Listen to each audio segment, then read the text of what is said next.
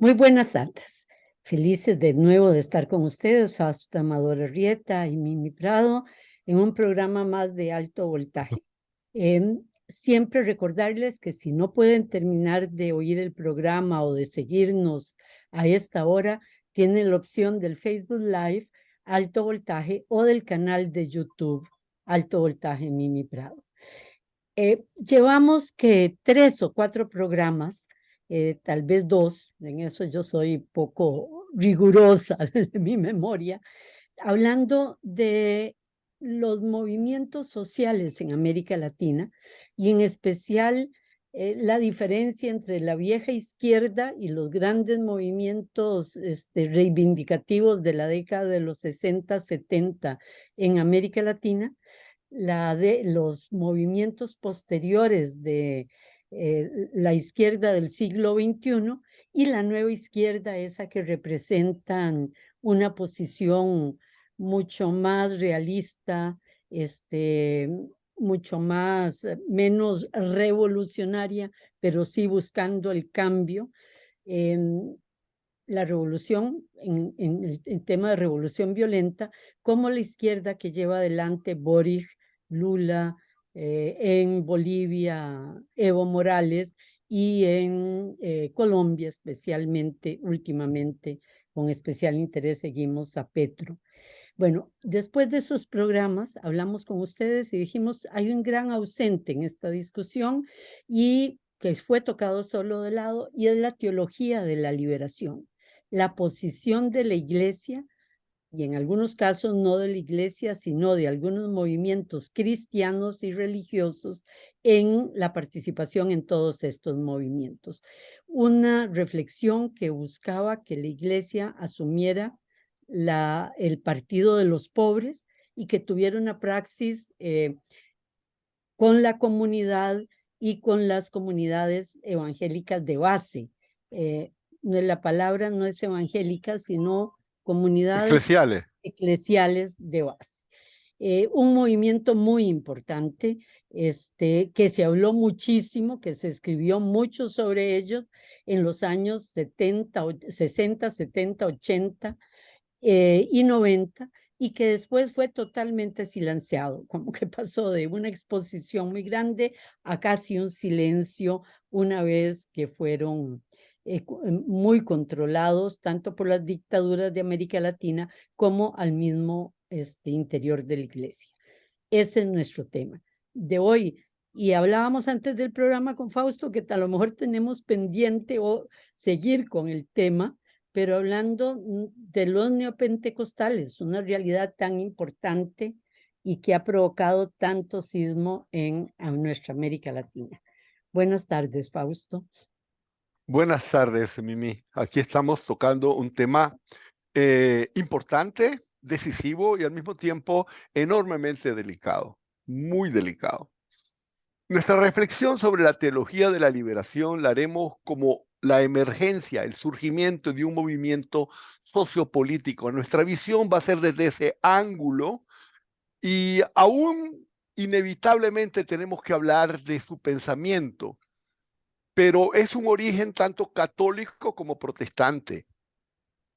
Pero bueno, yo debo comenzar como siempre, siempre me voy para atrás, con que el compromiso religioso con el oprimido está en las mismas raíces del cristianismo, incluso desde la tradición judía, porque el máximo paradigma de la tradición judía es el éxodo, Moisés frente al faraón egipcio, y la lucha después de los judíos contra la opresión romana.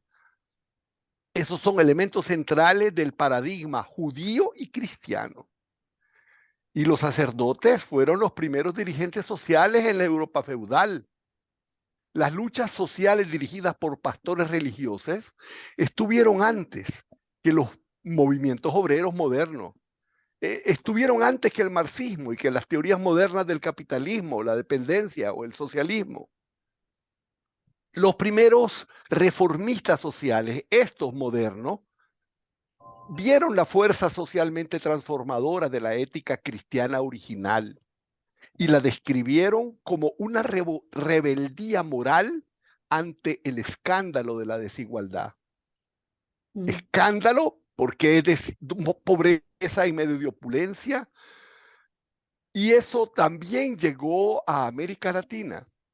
En América Latina, en tiempos de la colonia, se vieron sacerdotes fantásticos que se colocaran al lado de los oprimidos. A comienzos de 1600, o sea, hace 400 años. Un grupo de sacerdotes jesuitas que estaban en contra de la explotación de los indios organizaron 30 regiones indígenas en Paraguay, Uruguay, Bolivia y Brasil sin explotar a los indios. Son las famosas misiones guaraní con éxito fantástico.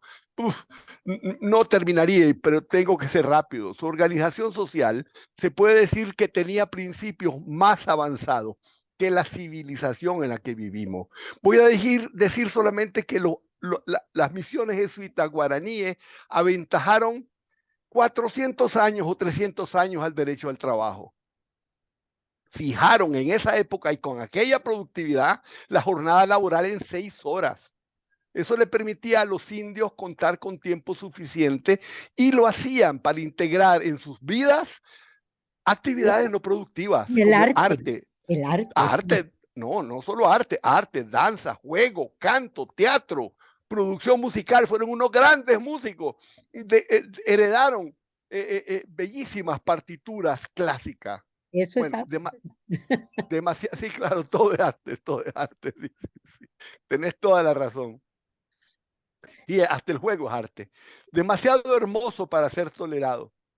Y yo recomiendo, aunque no está totalmente exacta históricamente, pero dice algo de ese espíritu, la película The Mission, para que la vean. Es hermosa película, de acuerdo que no, no será histórica, pero es una hermosa película. No, en lo que tiene es histórico, pero no revela toda la riqueza, eso es lo que quiero decir. Bueno, hablo de todo esto porque la teología de la liberación hunde sus raíces en lo más profundo y en lo más socialmente comprometido del cristianismo. Y en esto me refiero al cristianismo católico y al cristianismo protestante. Pero bueno, como en América Latina ha sido tan gigantesco el peso del catolicismo, sobre todo en esa época, 98, 95% a 5% cuando comenzó la teología de la liberación, obviamente que fue un fenómeno desde el punto de vista sobresaliente, fue un fenómeno católico. Aunque el movimiento de liberación, de la teología de la liberación protestante comenzó más de 10 años antes de los primeros escritos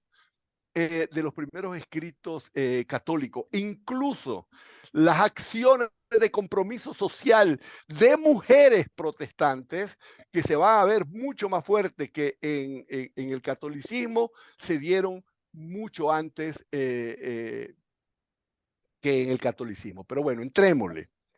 El antecedente más inmediato de la teología de la liberación fue el Concilio Vaticano II, convocado por el Papa Juan XXIII. Y aquí una pequeña digresión porque es importante.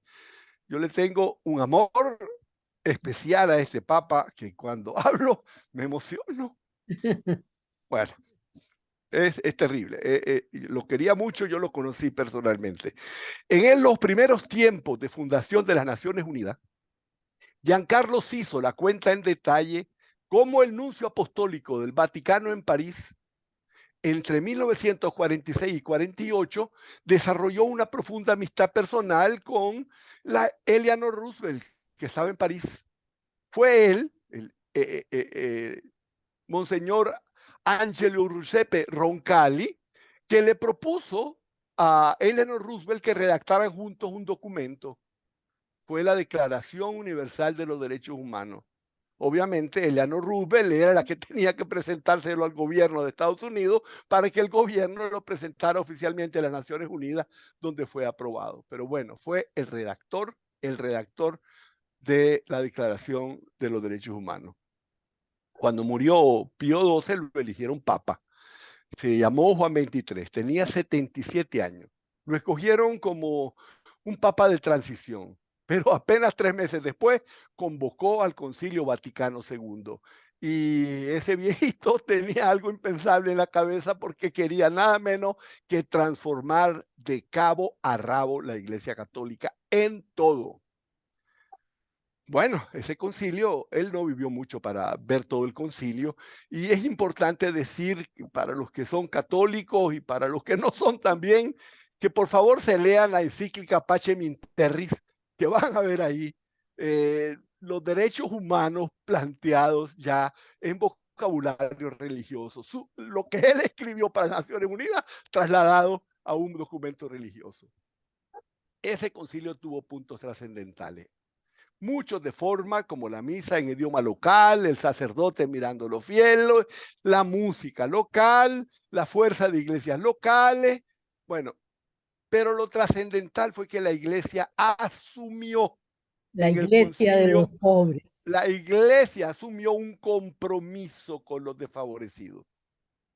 Y en ese sentido, el concilio fue un rompeaguas en la historia de la Iglesia Católica porque la Iglesia Católica era la iglesia de los gobiernos.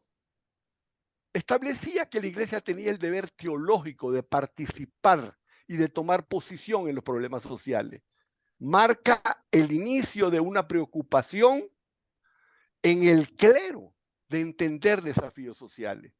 Se comienza a perfilar la opción preferencial por los pobres que va a ser puesta claramente como postura claramente latinoamericana. El Papa Juan XXIII muere pronto, no tuvo tiempo de impulsar sus mejores cambios, ni siquiera pudo impulsar la aprobación de la anticoncepción, no le dio tiempo.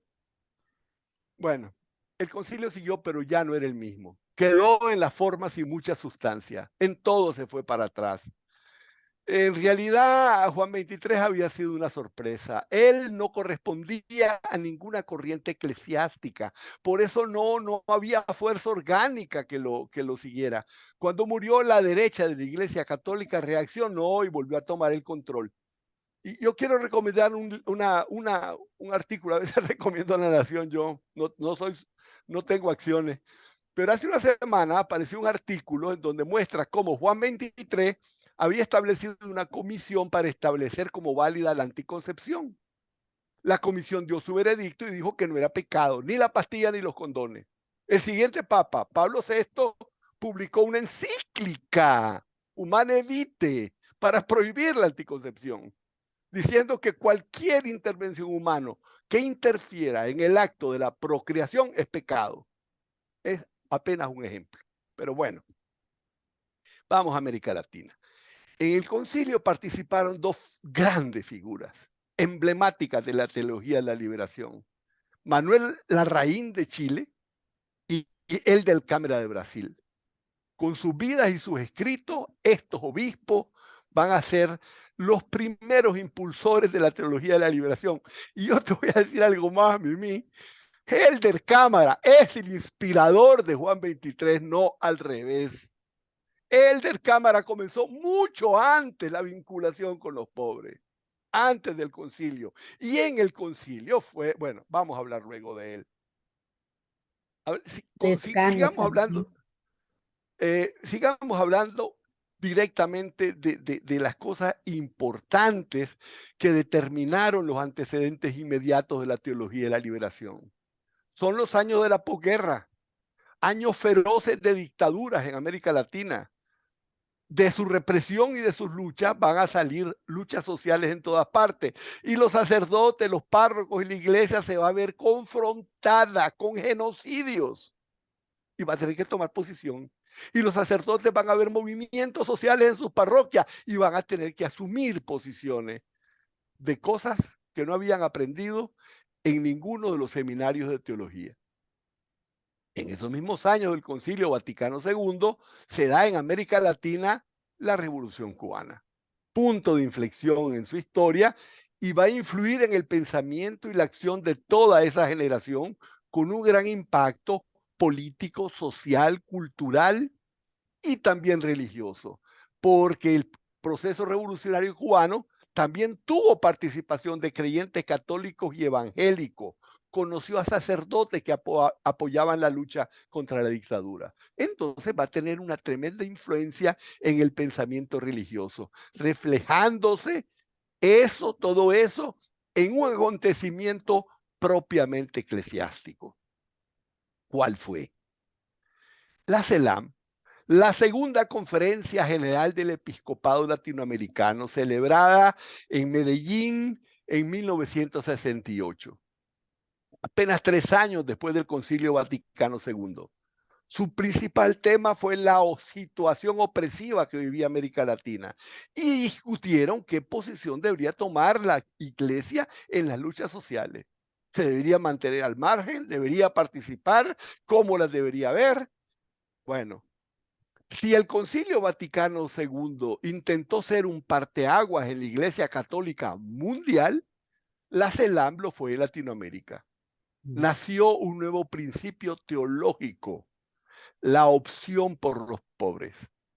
El arzobispo Romero la va a sintetizar así: debemos ser una iglesia pobre para los pobres. El documento de Medellín textualmente dice: se nos acaba de congelar Fausto y por lo tanto voy a seguir yo interfiriendo en Medellín. No solo se da la opción por los pobres, es decir, en la conferencia de Medellín, sino además se señala que las comunidades de base con los pobres como protagonistas y no solo como simples fieles, es la línea que debe seguir la iglesia. Y el sacerdote con y para la comunidad. Es que te congelaste, Fausto. Entonces señalé más también ahora, como, perfecto, como además de la opción de los pobres, sí, el yo te trabajo seguí con las... escuchando. Perfecto, perfecto, ¿verdad? Con... Bueno, una pregunta va a ser la semilla de la teología de la liberación. Esta pregunta es, y se repite una y otra vez, y en la práctica pastoral y en los escritos: ¿cómo hago yo para explicarle a un pobre que Dios lo ama? ¿Cómo hago para explicarle a un preso político torturado que Dios está con él y que Dios lo ama? Es interesante explicar que en los diccionarios de teología de esa época, que yo conocí muy bien, no aparecían palabras como opresión. No existía en el diccionario. Ni siquiera explotación. No había la palabra pobreza. No eran términos teológicos. Los sacerdotes latinoamericanos van a necesitar esos vocabularios que no aprendieron en los seminarios. Y tienen que responder con esas palabras a sus angustias como pastores. Van a ser necesarias nuevas respuestas.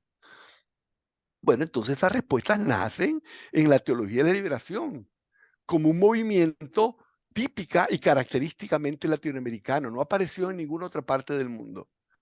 Pero no, ya dije que no era católico, había también entre los protestantes, pero la centralidad católica se debe al peso mayoritario del catolicismo y también al hecho de que cada vez que aparecía un sacerdote de la teología de la liberación, un movimiento o una organización de base de la teología de la liberación, era ecuménica. Ahí no se preguntaba en quién se creía. Ahí entraba el que quería estar participando en la acción de organización social. Protestantes, no protestantes, en fin. El problema central era cómo ser cristiano en ese contexto. ¿Cómo decirle al pobre que Dios le ame? Esa esencia vital es el problema que se plantea cuando se contrapone con la tradicional caridad cristiana, porque no se trataba de eso, porque no se trataba de mejorar o aliviar o darle algo a los pobres, sino entender la pobreza como producto, como resultado de un sistema injusto y violento. La Y entonces, represión y la explotación de los pobres es un hecho repudiable por Dios, ¿verdad? Es decir, hay afirmaciones de este tipo, ¿verdad? Dios no básicamente, es inmoral.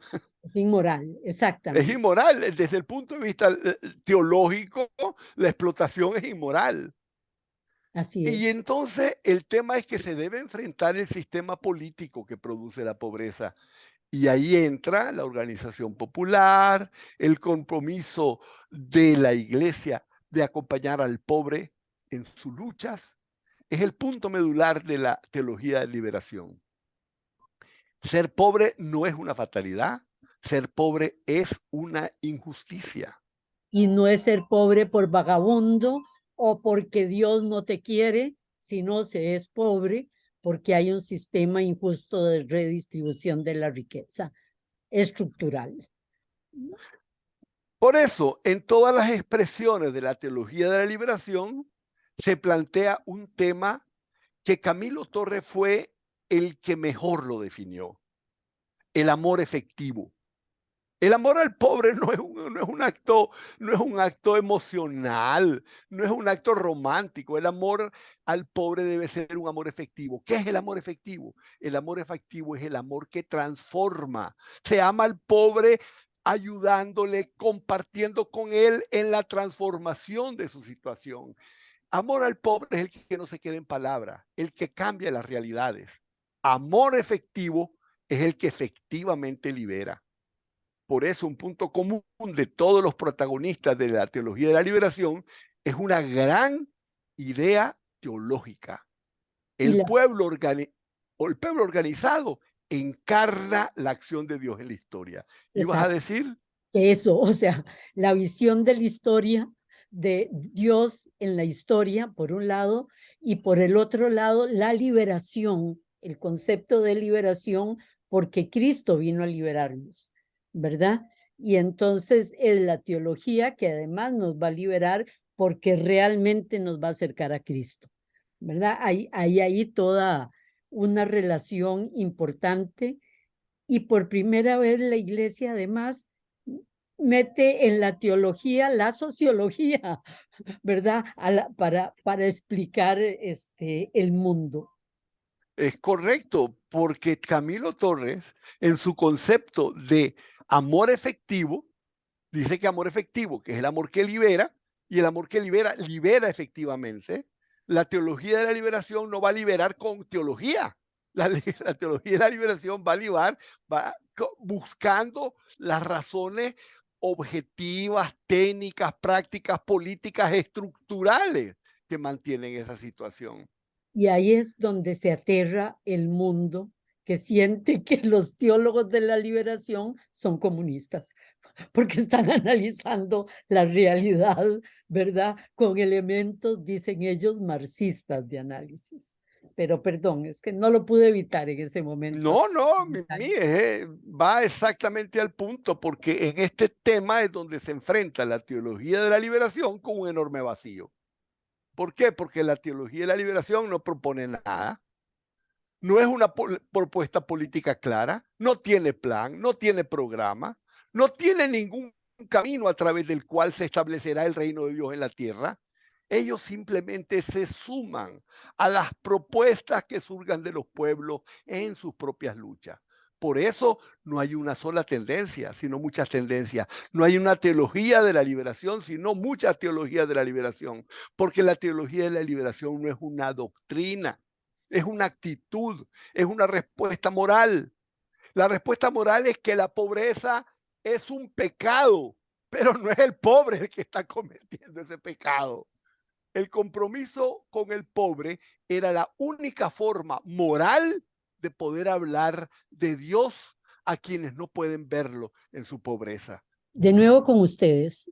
Fausto señalaba al cierre del programa cómo esa vocación y compromiso con los pobres, la pobreza es pecado, pero no de los pobres, sino de quienes mantienen la injusticia, un gran compromiso moral, pero sin un programa de suficiente estructurado para buscar ese cambio, ¿verdad? Era una actividad moral mucho más que una acción política que permitía, era más, como bien señalaste, Fausto, acompañar a los movimientos sociales en sus luchas y estar presentes, no tanto guiar esas luchas.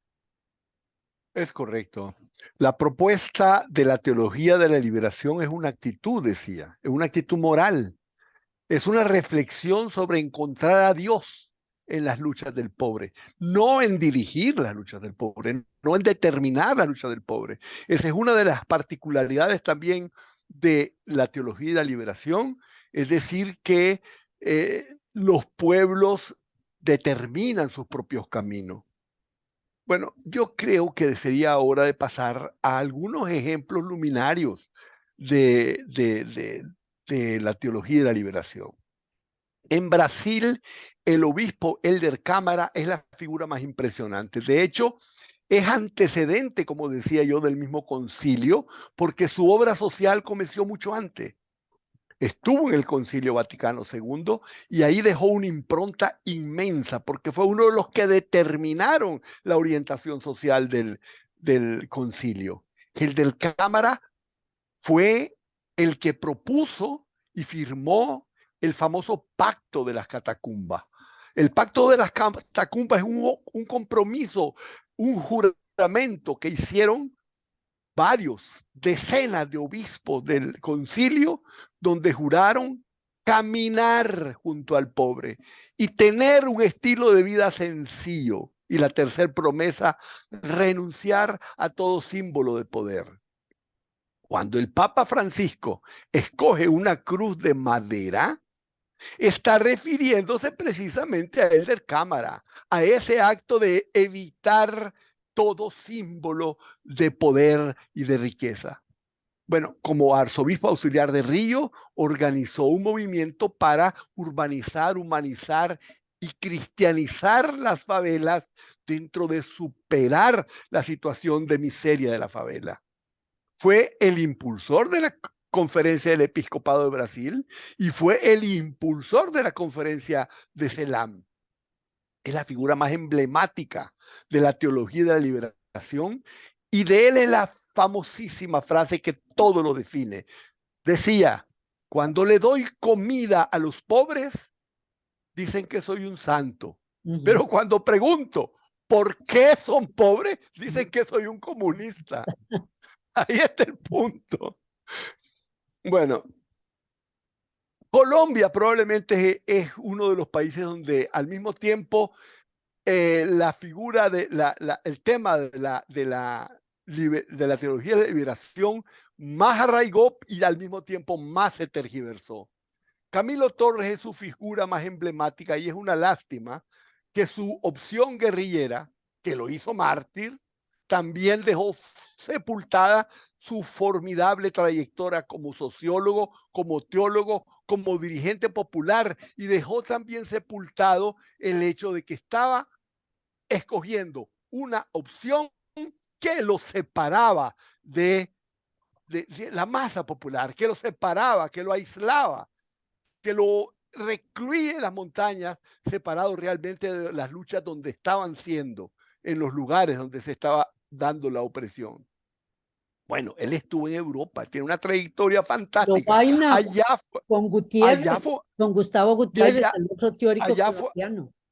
allá fue un gran dirigente. Participó activamente en las organizaciones vinculadas al movimiento obrero. Él fue compañero de Fals Borda, un gran sociólogo latinoamericano. Su visión era la koinonia, significa en griego comunidad. No es iglesia, no es vínculo religioso, es la unión común de intereses y actitudes éticas y espirituales vistas desde el punto de vista del beneficio de las mayorías, de la felicidad y el progreso humano.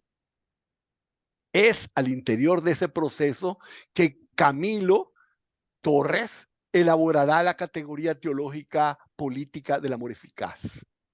Camilo insiste de manera persistente en la necesidad de un amor que cambie las cosas. El legado organizativo de Camilo Torres no estuvo en la guerrilla. En la guerrilla siguieron los guerrilleros, incluso llegaron varios sacerdotes que se unieron a las guerrillas, pero incluso algunos se volvieron grandes dirigentes, pero venían desde España, no tenían ninguna vinculación con el movimiento social colombiano. con el movimiento del cristianismo colombiano está Golconda, una articulación de el Frente Unido, los curas camilistas, las religiosas y profesoras del colegio Beimont y mujeres grandiosas dirigentes de la teología de la liberación como Leonor Esguerra, Pilar Gómez, Claudia Ortiz, Carol O'Flynn, en fin. Es ese Colombia donde va a existir un liderazgo femenino claro en la teología de la liberación. Y en Centroamérica tomó arraigo muy fuerte la teología de liberación precisamente porque las organizaciones de base de la teología de liberación estuvieron en seminarios organizados en Colombia. Es que es importantísimo, Fausto, el tema de la red que crea la teología de liberación. O sea, con todos los sacerdotes que iban entrando en esta línea de pensamiento, se crean redes latinoamericanas donde se comunican, se encuentran, discuten y avanzan en el tema. En el caso de El Salvador, tiene como sede la UCA, la Universidad Católica, Simeón Cañas, perdón, manejada por los jesuitas, siendo el líder de todos ellos Ellacuría. Es esa teología de la liberación la que junta la Iglesia Católica con los movimientos guerrilleros que hay en El Salvador. Seamos sinceros, ellos produjeron toda una generación que pensó que había que hacer el cambio social. Sin embargo, también Ellacuría y su gente estuvo discutiendo la necesidad del diálogo entre la guerrilla y el gobierno siempre hasta el día de su muerte. Te confieso que yo tuve una participación realmente interesante, acompañé a Oscar Arias, aunque le dieran un doctorado honoris causa a Ellacuría, y Ellacuría en ese momento con Oscar Arias y con el presidente Cristiani discutieron cómo firmar la paz en El Salvador. Semanas después fueron asesinados los seis sacerdotes jesuitas mártires. Y la figura de Monseñor Romero, que era conservador al inicio, pero frente a la muerte de sus sacerdotes más cercanos, que incluso pelea contra la teología de la liberación, termina asumiendo la teología de la liberación y termina teniendo al mismo Ellacuría como un asesor cercano. En El Salvador todo está impregnado del movimiento de izquierda progresista con la teología de la liberación. Y el rechazo a la misma, ¿verdad? Comunistas, miserables, perros que deben morir, decía la radio en cadena nacional en El Salvador.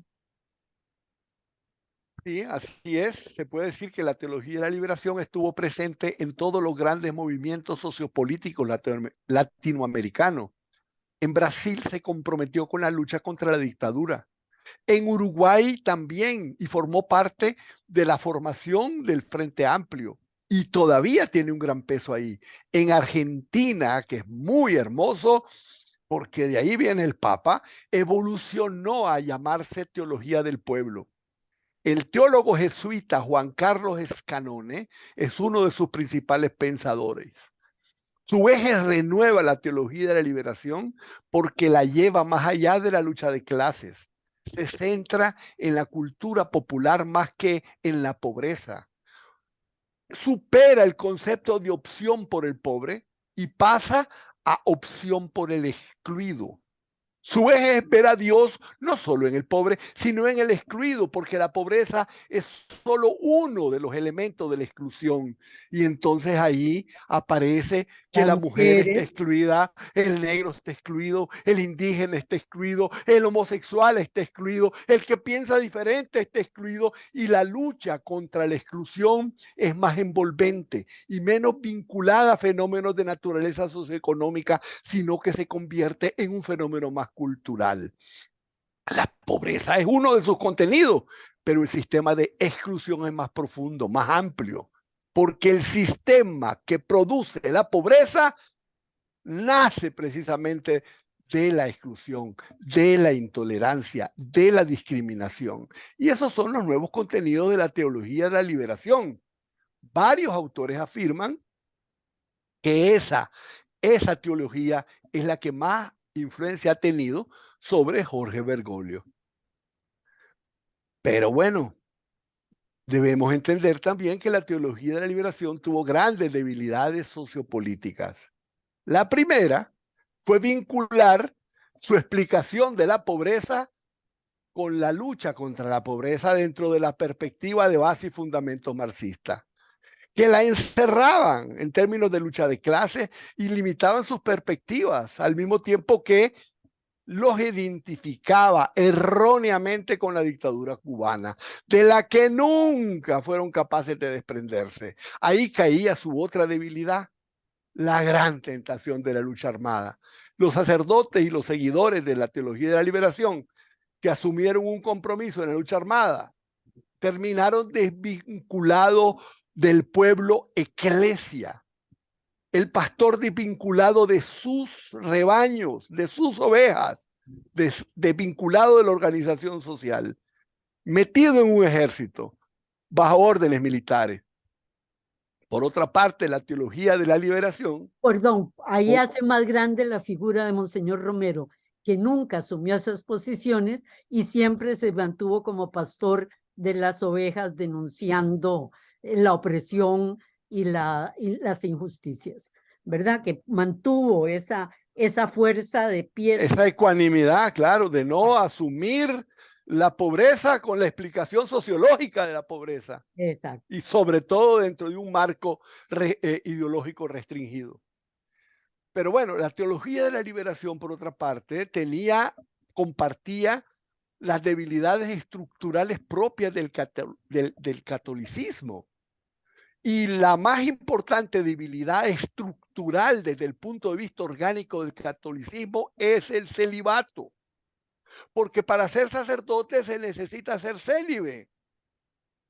Y entonces en el mundo moderno esa exigencia es una debilidad porque disminuye la capacidad de reproducción de sacerdotes, que en la Iglesia Católica prácticamente todo acto está vinculado a la presencia de un sacerdote. Y esa escasez creciente de sacerdotes impedía que la teología de la liberación pudiera reproducirse en las comunidades. Y entonces las comunidades se quedaban vacías, se quedaban sin sacerdotes, los pueblos se quedaban vacíos, las regiones se quedaban sin sacerdotes. Si no había sacerdote, tampoco había sacerdote de la teología de la liberación. Y la otra gran debilidad ligada a esta es también heredada de la Iglesia Católica, su misoginia estructural. Ay, sí. La discriminación del liderazgo de la mujer es una regla, es un mandato, es una orden, es un establecimiento de la Iglesia. La exclusión del liderazgo de la mujer impide el peso formidable de la mujer en uno de los más importantes aportes organizativos sociales de la teología de la liberación. Su legado más trascendental, orgánico, son las comunidades eclesiales de base. Esa forma horizontal y bellísima de organización social es femenina. Fueron las mujeres las que la hicieron, eran las mujeres las que más se sumaban en los barrios, nacieron como iniciativas dirigidas con liderazgo femenino, pero dentro del catolicismo misógino, tenían que ponerse bajo las órdenes de un sacerdote, de un párroco, no siempre vinculados con sus mismos principios, no siempre compartiendo las mismas visiones. Y bueno, otra debilidad de la teología de la liberación, que no es de ella, es que nació en plena Guerra Fría, donde los grandes poderes... Que ahí está, ¿verdad? Nace la Guerra Fría y la mitad de la Iglesia vive en la lucha en Europa, y de la Iglesia en la lucha contra el comunismo, ¿verdad? Claro, nace Son la las Guerra Fría. iglesias perseguidas por los comunistas en Rusia, en Polonia, en Ucrania. Entonces, en Alemania, Alemania dividida en dos por la cortina de hierro del comunismo. El comunismo es decir, es el demonio. Y resulta Así es. Y va a esta ser muy teoría, interesante ver que precisamente en Alemania, en Polonia, la lucha contra el comunismo se va a dar en las iglesias y en las parroquias, mientras que en América Latina los comunistas y los marxistas son hermanos en la teología de la liberación. Bueno, exactamente, es todo el mundo totalmente opuestos, ¿verdad? sí, sí, sí. Son dos mundos como volteados al revés. La gran jerarquía católica y la dictadura le pusieron la mira. La más fuerte y poderosa represión fue directamente militar. En todas partes, Colombia, Argentina, Uruguay, Brasil, ¿eh? El Salvador, que Y acabamos de América, hablar. El Salvador, vino cárcel, tortura, detenciones, persecución, presión de los organismos de seguridad, desaparición, expulsión del país, destitución, Asesinato. destitución de párrafos, descalificación pública de parte de la jerarquía católica, los medios de comunicación unánimos en acusarlo como infiltración y contaminación marxista, les decían sandía, verdes por fuera y rojos por dentro. Lo demonizaron. Existe un libro de indispensable lectura que yo voy a recomendar, fue escrito por María Soledad Catoyo y se llama Los desaparecidos de la iglesia. Se centran en el desarrollo de la teología de liberación y todo lo que ocurrió en la iglesia en Argentina. Pero ahí se ve claramente la combinación de brutal represión militar y condena eclesiástica. Porque, Mimi, esto es horrible lo que te voy a decir, horrible. En Argentina, que hubo mártires sacerdotes de la liberación, de la teología de la liberación, también hubo los primeros sacerdotes condenados por genocidio, porque asistían en las torturas. Entonces, vos ves a la iglesia terriblemente dividida. Fue tremendo lo que te dije. Por otro lado, desde arriba, arriba, arriba, paralelamente el Vaticano condenó, desprestigió la teología de la liberación, se excluyó a sacerdotes. Como resultado de la teología de la liberación se había prácticamente apagado cuando cayó el muro de Berlín. Y es terrible porque se apagó en un momento en que al mismo tiempo que se produjo el desprestigio del marxismo y del comunismo, y que los círculos teológicos se quedaron desconcertados ante lo que había ocurrido, ante referencias que erróneamente habían sido las suyas, estaba surgiendo nada menos que el neoliberalismo y el neopentecostalismo con una tremenda fuerza. Hablamos Bueno, antes del programa.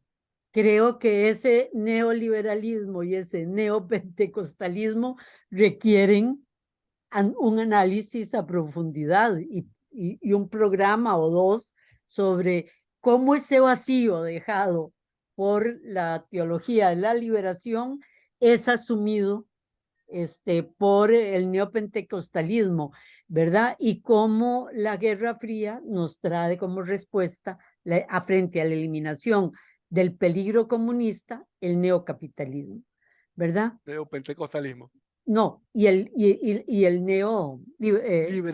liberalismo. Bueno, la realidad es que la cada vez mayor disminución de sacerdotes, la ausencia de párrocos en los lugares más alejados y más pobres, la persecución de la teología de la liberación dentro de la iglesia, creo eso, su destrucción, y ello generó un enorme vacío en las organizaciones populares. Y la organización social detesta el vacío. La debilidad de la teología y la liberación coincidió, como vos bien decías, con la hegemonía cultural y política del neoliberalismo y de grandes iglesias del protestantismo de derecha en los Estados Unidos, que dieron la oportunidad de realizar enormes inversiones para el crecimiento de lo que van a ser en las comunidades las antípodas de la teología de la liberación, el neopentecostalismo, su penetración en barrios, en zonas alejadas de toda América Latina, es tan grande que ya tienen una influencia política nada despreciable. Perdón, Han puesto presidentes, ¿verdad? Bueno, en Costa Rica estuvieron a punto de llegar a la presidencia en 2018 con Fabricio Alvarado. En En Colombia fueron decisivos en el triunfo de Iván Duque. Ahí determinaron el no a la victoria, la victoria del no. En Guatemala fue elegido presidente Jimmy Morales, que es un evangélico. En Chile nació el movimiento evangélico en acción. Brasil, Bueno, en Brasil, el neopentecostal Marcelo Crivella fue elegido alcalde de Río Janeiro. no, y En perdón, sostuvieron 2016, a Bolsonaro. sí, claro, pero Jair Bolsonaro ganó las elecciones gracias al apoyo de las iglesias evangélicas, y en Bolivia, Janine Áñez tuvo como apoyo al sector evangélico, que, y aquí es muy importante, aparece un nuevo tipo de figura: fundamentalistas religiosos católicos, que se unen al fundamentalismo religioso de las iglesias evangélicas. De la misma manera que la teología de liberación católica y protestante se unían, el extremismo y el extremismo de derecha, de exclusión católica y protestante, también se unan. Es el antípoda de la teología de la liberación. Bueno, ese vacío es muy grave, porque es un espacio sociopolítico necesario. Si nosotros comprendemos la centralidad del cristianismo en el imaginario colectivo cultural de América Latina, entonces nos damos cuenta que ese imaginario colectivo también necesita una expresión en sus luchas. En todas partes, las estadísticas que muestran el retroceso del catolicismo y el avance de las iglesias evangélicas, se puede decir de alguna manera que la debilidad, el retroceso del catolicismo se debe precisamente a haber asfixiado la teología de la liberación. Al eliminarla de los barrios, también se eliminó a sí misma de los barrios de las regiones. Su aplastamiento represivo y eclesial ha sido llenada por esa ocupación neopentecostal. Los vacíos son odiados en, En en, política, en política, sociología. en sociología, se llenan, todo vacío se llena, ¿verdad? Y se llena de la manera que pueda ser llenado o que se... o Así que- es. Podemos decir, sin embargo, que con la elección de Jorge Bergoglio como Papa Francisco en el Vaticano, surgió un movimiento de esperanzas eh, en los cambios que podía realizar. El Papa Bergoglio, sin embargo, cuando llegó, se encontró realmente, él quería el cambio, lo propuso incluso antes de ser electo, dijo que su fundamento era pastoral, pero se encontró con una Y perdón, cosa que se imaginaba. y actuó duro de inicio. No tomó la casa del Vaticano, se fue a vivir a un convento, utilizó ropas humildes, ¿verdad? Y dejó y empezó a actuar, convirtió en santo a Monseñor Romero, que era una manera de decir la teología de la liberación o la visión de la iglesia de los pobres existe, y cuando convirtió en beato a Rutilio Grande, que fue el sacerdote que cambió a Monseñor Romero, dijo, lo hacemos beato porque hizo un gran milagro, convirtió a Monseñor Romero en esta visión hacia los pobres. Pero se encontró con lo que vos decís, se encontró con algo demasiado grande, y creo que ha tenido problemas físicos serios también, ¿verdad? Seguro, seguro, sin duda, pero Edad difícil. mira, él, se encontró con los enredos terribles que tenía el Vaticano en sus cuentas, en un banco que estaba afiliado con la mafia. O sea, Se encontró con el Opus Dei entronizado también en cómo se llama, en los mandos, que es una posición muy diferente a la que mantienen los jesuitas de Francisco, ¿verdad? Y ahora se encuentra con el episcopado alemán que le está pidiendo cambio, que él está en una tremenda dificultad de realizar. Ahí estamos. Ahí, ahí estamos. Pero muy bien, nos queda un minuto, Fausto.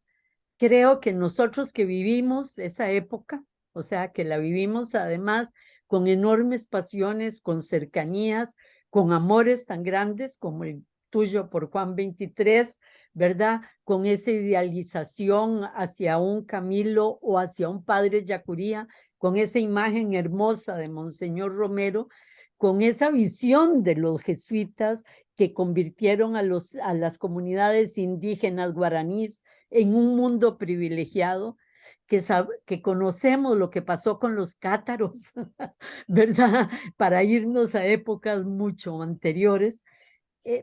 Todo esto es más, nos parece tremendo que no haya reflexión sobre esto y que se haya puesto una lápida como se puso sobre los guaraníes y los jesuitas, como los cátaros, como la ha puesto América Latina sobre la teología de la liberación.